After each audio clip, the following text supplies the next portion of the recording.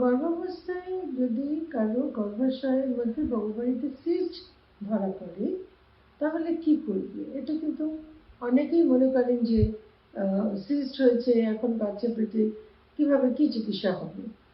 কথা হলো যে সিস্ট কিন্তু বিভিন্ন কারণে হতে পারে এবং বেশিরভাগ ক্ষেত্রে সিস্ট মানে যেখানে একটা পানির মতন কিছু জিনিস জমা হলো, এক ধরনের টিউমার, কিন্তু সেটা কোনো ক্যান্সার নয়।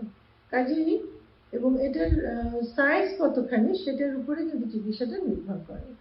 এবং যদি এমন হলো যে তার ওভারিতে সিস্ট আছে এবং সেটা বেশ বড়, সেটা যে জানতো না কিন্তু সে প্রেগনেন্ট, সেক্ষেত্রে আমরা মানে বলি যে বেশি বড় হলে আমরা অপারেশন করে ফেলতে পারি গর্ভাবস্থায়।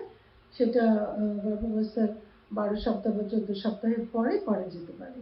আর যদি তেমন কোনো সমস্যা না হয় তাহলে সেটা থাকলো, বাচ্চা যখন ডেলিভারি হলো যদি তার সিজারিয়ান হয়, সিজারিয়ানের সময় সিস্টটাকে রিমুভ করা যায়, অথবা বাচ্চা হওয়ার পরে যে কোনো সময় রিমুভ করা যেতে পারে।